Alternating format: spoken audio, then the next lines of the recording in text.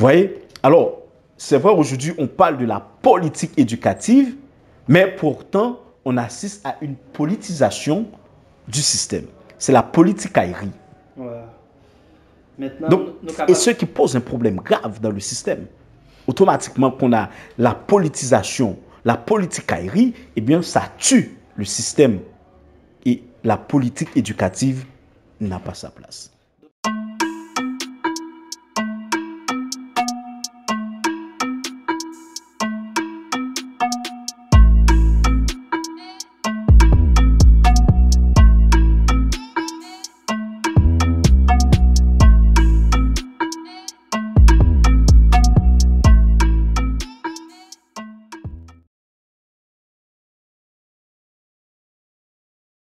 Mesdames et messieurs, nous comptons avec vous. C'est Crystal Magazine qui porte l'émission En Parler pour vous.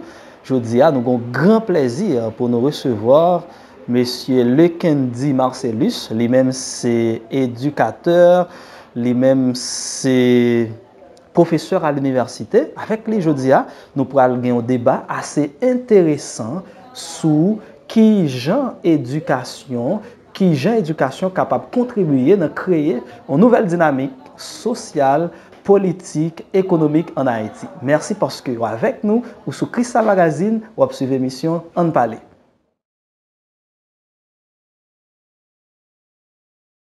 Monsieur Marcellus, c'est un plaisir pour nous recevoir aujourd'hui dans le studio Crystal Magazine. Comment est-ce qui sont portés pour nous? Et bonsoir Doudli Pierre, et bonsoir à toutes et à tous. Et nous sommes contents pour nous capables après-midi dans le studio Crystal Magazine pour participer dans une émission de grande envergure qui est présentée par Doudli Pierre. Merci. Première question à poser, Lekendi, c'est qui ça politique éducative? Parce que si parler nous pas le faire, nous pas regarder qui gens en politique éducative capable de contribuer pour l'autre Haïti. Maintenant, qui ça politique éducative là y est? Donc, merci Doudli pour la question. En fait, d'abord, il faut considérer le sujet de départ qui c'est quelle politique éducative à mettre en place pour l'émergence sociale, économique et politique en Haïti. Donc, normalement, dans le sujet, on doit d'abord considérer un variable qui est très important, c'est la politique éducative. Et à partir de la politique éducative, déjà, on voit là où on va arriver. Parce que si on a une politique éducative, cela va nous conduire certainement à une dynamique économique, politique et sociale. Donc, mais avant même de nous continuer à entrer et plus fond dans ce sujet, nous voulons tout simplement voir ensemble avec vous et variable ça qui c'est une politique éducative. D'abord, si nous considérons le mot politique par son étymologie, on voit c'est alors en Grèce, on parlait de polis qui signifiait la cité. Et maintenant, on a aussi ikos qui désignait ce qui concerne les gens, qui concerne les citoyens. Et de là, avec la compilation de ces deux mots, la politique, on voit bien en réalité, c'est la cité organisée par les citoyens, la cité organisée par les gens. Donc là, c'est la considération étymologique qui est faite pour le mot politique. Maintenant, on va avoir l'éducation. Donc, éducation, par son étymologie, on voit c'est éducater ou éducaré qui signifie dresser, qui signifie tirer hors, qui signifie aussi conduire vers. En un mot, c'est nourrir et élever. Donc, là, pour nous cap suivre, qu'on est son professeur universitaire, son professeur d'université, évidemment, très pointu, mais pour un auditeur ou un téléspectateur cap suivre, qui ça politique éducative là capable en deux mots. Donc en fait, c'est là dans le privé et bien là nous capable dire une politique éducative, c'est mise en place de tout un système, OK, qui gagne là-dedans des choix fondamentaux qui définit un individu, un sujet dans une société donnée.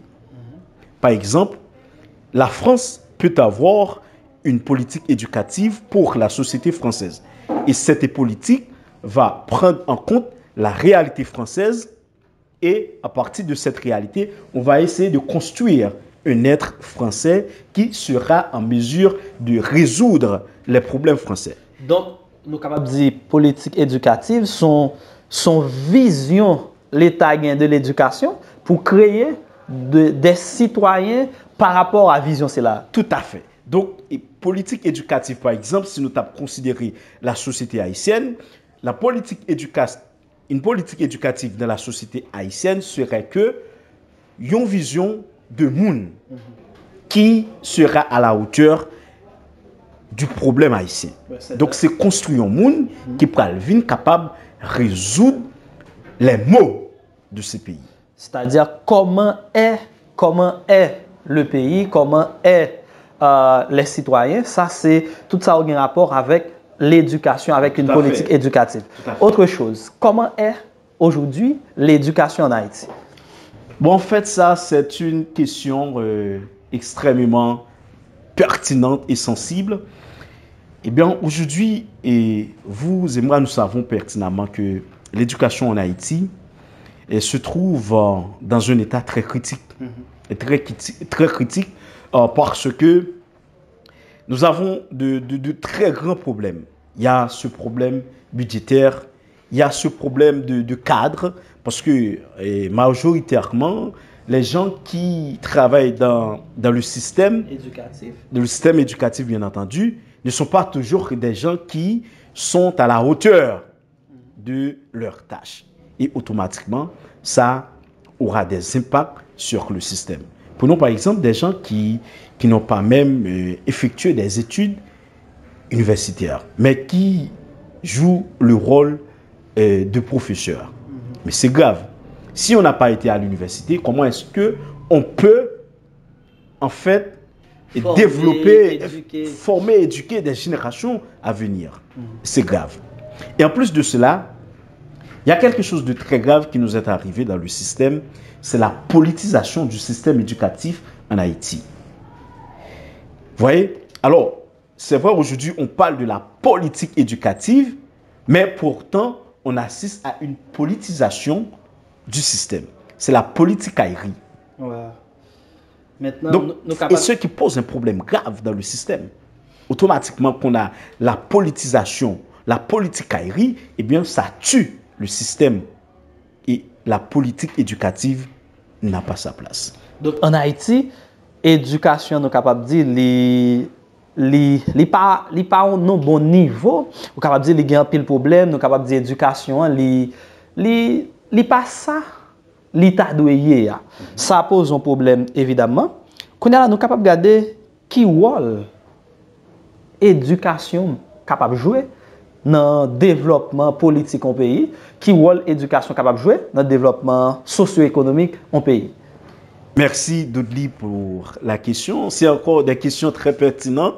Moi, j'apprécie beaucoup parce que ça me montre à quel niveau que le travail que vous faites, et ça prend en considération le problème haïtien. Bon, merci. Donc là, le rôle de l'éducation dans un pays, donc ça, c'est quelque chose de très important. Et d'ailleurs, moi, j'ose le dire, aucun pays absolument dans ce monde ne peut sortir de la bassesse pour atteindre le développement sans l'éducation. Même Canaran, nous connaissons l'histoire Canaran, Jean Chrétien toujours et Abchantéli. Ouais. Donc même Canaran côté on dit que miel a coulé, pas capable s'allier si que nous ne pas recevoir une éducation. Donc éducation, c'est quand même un catalyseur qui permet son pont capilier développement un pays capilier mounio avec développement. Si pas l'éducation, nous pas pays pas développer. Tout à fait. Et je vais montrer que il y a un philosophe, un grand auteur qui c'est Jacob Albert qui dit le rôle de l'éducation est d'intégrer un petit homme. dans la communauté humaine et de transformer un individu en une personne. Donc l'éducation, c'est un peu comme Jean-Jacques Rousseau qui voulait faire connaître que l'éducation est capable de permettre on monde sortir dans nos nature animale. Tout à fait. Pour le vivre rentrer dans la nature humaine. Ouais, tout à fait. Tout à fait. Et encore plus loin. Tout à fait. Et encore plus loin, nous avons Emmanuel Kant qui, de son côté, a dit l'éducation vise à sortir l'humain de l'animalité pour le destiner à l'humanité. Donc, est-ce que, je dis là, si le pays d'Haïti a fait face à toute situation, si en Haïti nous avons que conditions de vie très difficiles, est-ce que c'est un problème d'éducation qui fait qu'il y dans la rue? Est-ce que c'est un problème d'éducation qui fait que route n'est pas faite? Est-ce que c'est un problème d'éducation qui fait que l'élection n'est toujours pas faite à temps?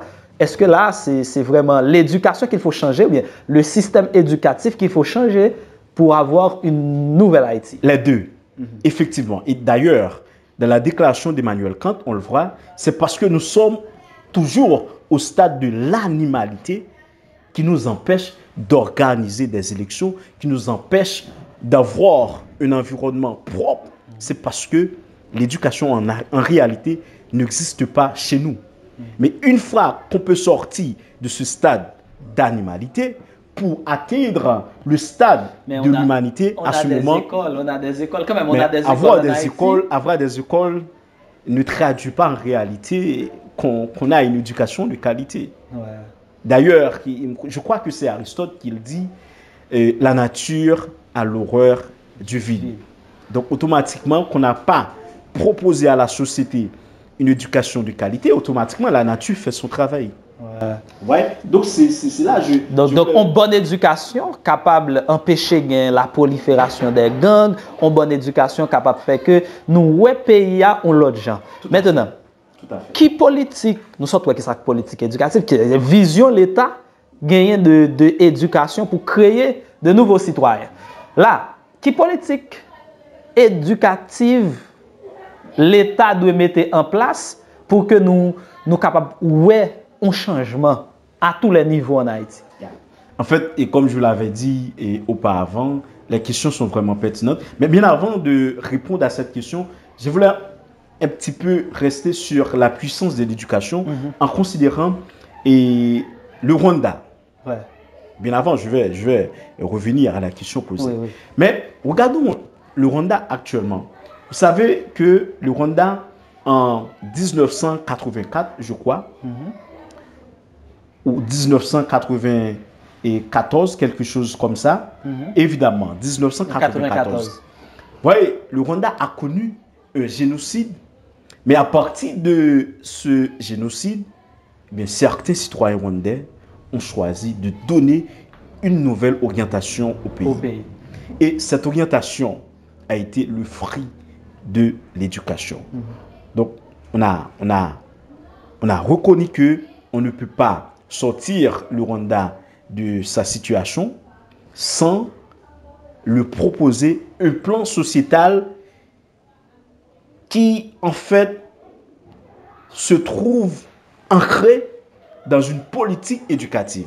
Et automatiquement, eh bien, les gens de Rwandais, qu'est-ce qu'ils ont fait? Ils ont proposé un plan éducatif, une politique éducative. Et voilà, aujourd'hui, tout le monde parle de Rwanda. Maintenant, qui ça l'État capable de mettre comme politique, bien, qui vision l'État doit gagner d'éducation pour que finalement nous avons l'autre pays. Parce que quand même, regardez quantité de fatra qui dans la rue, regardez pas gain électricité dans un paquet de zones, regardez que gens nous fait pays, finalement les élections nous pas organisées, soit la banque ou c'est des ordres généralisés. Là, qui l'État doit prendre éducation, parce que l'éducation pas seulement, en fait, il y a même qu'à font une décantation entre éducation et formation. Où est que Gomba qui pour fait pour nous l'autre Haïti là qui ça doit pour nous l'autre Haïti en fait, par l'éducation bien sûr. C'est en fait la question qui m'a été posée, c'est quelle politique éducative et à mettre en place pour favoriser l'émergence du pays. Donc, automatiquement là, eh bien, qu'est-ce qu'il faut faire? D'abord, il faut repenser le système éducatif haïtien. Voilà. Aujourd'hui, nous sommes conscients que le système ne répond pas vraiment, en fait, aux besoins de la société actuelle. Pas seulement la société actuelle. D'ailleurs, si le système avait fourni des gens compétents, eh bien, le pays ne serait pas dans cette situation. Donc, cela dit qu'en réalité, nous avons un problème d'éducation. Maintenant, qu'est-ce qu'il faut faire? Comme je l'avais dit tantôt, il faut repenser le système. Mais en plus qu'il faut repenser le système, il faut nommer des gens, des cadres compétents. Mais ce n'est pas suffit. En plus de les nommer, mais il faut aussi définir un système de valeurs dans lequel on veut voir émerger le sujet haïtien. C'est-à-dire un sujet qui va développer de la passion pour sa terre natale, un sujet qui va aimer son frère, un sujet qui va développer la culture de travail. Son monde qui a pris un pays, qui pas dit que qui pas pour que plus objectif c'est parti. Même si en Haïti, il faut dire que conditions tellement pas réunies, on monde t'as quand même voulu dire que si pour émerger, faut quitter le pays. Donc dans la nouvelle politique éducative, ça faut qu'on prise en charge de nous. Pour que c'est nous qui avons fait changement dans le pays. Voilà. C'est nous qui avons fait développement. Si chaque cadre parti qui est pays, ça signifie que le pays a plus mal. Qui est prêté? Et par exemple, la situation actuelle de l'Ukraine. Ouais. Malgré la situation, vous savez, il y a beaucoup de gens, beaucoup d'Ukrainiens qui veulent rester dans le pays pour combattre la Russie, pour défendre leur pays, pour défendre leur drapeau. Ouais. Bien, mais tout ceci, ce n'est pas quelque chose qui est arrivé de manière spontanée, mais c'est la planification de l'être, c'est la planification de l'individu. Donc, c'est une planification qui a été faite des années. Donc, éducation, politique éducative n'a pas parlé, il est capable de faire que citoyens, nouveaux citoyens qui ont pas le formé, connaissent que faut aimer pays, faut travailler pour protéger, faut éviter corruption, faut un frère, pas juste parce que l'estime que Mounsi a fait effort, il juste voulait raïl, il juste voulait détruire, faut que comprendre que pays ici là, chaque monde important, chaque monde capable de contribuer justement pour nous gagner l'autre Haïti. Tout à fait. Et c'est ce que j'avais dit, c'est à travers cette politique éducative, il faut insérer ces valeurs et aider l'Haïtien à aimer son frère, à aimer sa patrie, à développer l'amour pour le travail, donc donner les goûts à l'agriculture. On le dit, Haïti est un pays essentiellement agricole. Comment est-ce que le pays est essentiellement agricole alors que les citoyens de ce pays n'aiment pas l'agriculture? Mais tout ceci, c'est l'éducation qui peut répondre à ce problème. C'est l'éducation qui doit développer ce sentiment chez l'individu. Oui, mais une fois développé, et puis après, vous allez voir que, et comme ça, et le sujet haïtien va développer certaines passions pour l'agriculture. Et il parle que travail, pas en fait, je dirais quelque chose de banal. Ouais. Travail, c'est ça qui a levé l'homme dans une vraie dimension. Le travail, ça permet ça assurer un paquet de bail et même dans l'esprit, bon gens à pied puisque l'on a un goût du travail, l'on pas prend travail comme une punition, l'on prend travail comme un devoir, ça a justement élevé dans une dimension, capable dire une vraie dimension humaine. Maintenant pour nous une bonne politique éducative en Haïti, il faut un leadership éclairé. Oui. Qu'on y a là, qui genre leadership si là capable de venir et qui leadership pour le tailler pour Haïti capable de rentrer dans une sorte d'émergence économique et sociale. Bon, en fait, comme je l'avais dit, c'est en fait des questions vraiment très pertinentes. Maintenant, là, ça, c'est de la politique. Il y a une question que je me pose souvent. En pile fois, nous avons des leaders. Nous avons un pile qui dit affaires politiques, mais qui pas bail importance à l'éducation, qui certaines fois pas maîtriser la notion éducative, qui certaines fois non, il ne doit pas maîtriser, mais au moins il doit respecter les gens qui sont éduqués. Parce qu'en Haïti, même, ils ont tendance à détruire les gens éduqués. Et ce n'est pas je dis ça a commencé. Depuis les gens éduqués, donc il fait peur. Au lieu que la société a apprécié et comprendre le travail la fait, justement pour mettre le pays à nos niveaux, chaque monde baille contribution aux gens pour le pays à développer.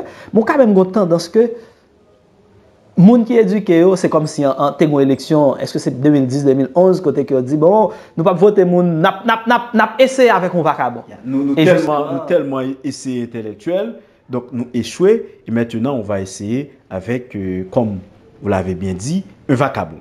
Mais est-ce que c'est intellectuel c'est vrai ou bien est-ce que c'est conditions yo mettez comme si moun qui éduqué ou bien moun qui ont une petite notion d'éducation, est-ce que c'est pas gens est-ce que c'est pas façon yo traiter qui fait que sous prend Leslie François Maniga, un homme d'une grande valeur, mais le président pays franchement on parle que l'idée li pas qu'à atterrir tellement que il vit dans situation c'est pas ça nous voulons en quelque sorte. Mais comment un leadership capable d'effacer vision vision de monde qui est éduqué en Haïti? Mon frère, qui t'aime dire, quel que soit leader qui gagne, quel que soit projet sociétal que gagne, si que population n'est pas éduquée, il y a bien pile de difficultés pour que les atteigne l'objectif. Nous parlons ouais ça ensemble avec l'ancien président de la République, Jean-Bertrand Aristide, qui lui-même c'est en fait un leader charismatique que nous connaissons. Maintenant, il y a deux bagailles que lui a soulevé au niveau de l'international et que la population haïtienne n'est encore en mesure pour être capable d'accompagner le dernier, ce dernier disons. Mais ça crivé, il n'y a pas une dimension pour comprendre que l'Occident n'est pas dans leur intérêt et ne sera jamais dans leur intérêt. Eh bien, qui ça a fait? Ils ont poté bourré et puis ils ont chambardé monsieur et puis sortant de là, monsieur obligé pour exil. Mais si la population haïtienne avait une éducation qui te permet de comprendre qu'en réalité, l'Occident, pas en mieux. L'Occident, en tout cas, l'a toujours essayé de joindre un monde qui est capable de contrôler. Il t'a supporté. C'est le cas de Venezuela avec Maduro. Oui, mais quand pour nous finir, nous allons finir. Comment nous sommes capables de construire le leadership si là? Eh bien, c'est là, on va y arriver. Donc, pour capable arriver dans une dimension côté que nous gagnons une éducation qui pourra former, qui pourra construire des citoyens et citoyens ça que pourra et évoluer sur le plan économique, politique et social, il faut que nous ayons un leader éclairé qui prend pouvoir. Et leader éclairé ça, il faut que lui valoriser l'éducation. Ce n'est pas un leader qui pourra utiliser l'éducation comme choix de bataille pour que lui prend pouvoir. Mais c'est quelqu'un, même s'il ne maîtrise pas l'éducation, mais il sait son importance, qui en quelque part va accompagner le ministre de l'Éducation qui prend le gouvernement lien, qui prend bali opportunité, qui prend allouer un budget qui est en mesure, on imagine que dans la dernière année qui passe, au lieu que nous augmenter le budget éducation dans le pays, nous diminuons. Donc ça, c'est une preuve que nous pas souffert pays. Mais là, nous souffert pays, là, nous avons un leader éclairé comme ça. D'abord, on doit augmenter le budget de l'éducation. On doit redéfinir les partenariats internationaux avec les organismes. Tout ça. Donc, il faut que nous suspendions prendre une éducation importée de l'Occident. Il faut que nous soyons capables de définir une éducation en fonction de la réalité haïtienne qui prend en compte la dimension culturelle, la dimension anthropologique de l'être haïtien et qui pourra créer, qui pourra construire un sujet haïtien qui sera à la hauteur de la crise, à la hauteur de ce problème haïtien. Et c'est la seule façon nous sommes capables de résoudre le problème. Ça. Merci un peu, le Kenzie Marcellus, parce que tu es avec nous l'émission en parler sur Crystal Magazine. Merci à tout le monde qui suit. Pas oublier abonner Crystal Magazine sur YouTube, sur Twitter, sur Instagram. Merci parce que tu es avec nous. Pas oublier suivre Crystal tout sur Facebook. Merci mon frère, mon ami Dudley, parce que tu as invité moi dans l'émission Crystal Magazine. C'est un plaisir pour nous être capable ensemble avec nous. Je vais invité tous les amis, frères qui suivent l'émission, à partager parce que Dudley a fait un travail extraordinaire dans la communauté. Et la meilleure façon pour nous capables de faire la société que nous avons besoin, c'est de supporter ça qui est bon. Donc c'est un plaisir pour nous être capables ensemble avec vous. Non pas moi, c'est frère ou amis, le Kenzie Marcellus, Nabdio, bye bye. Merci, à la prochaine.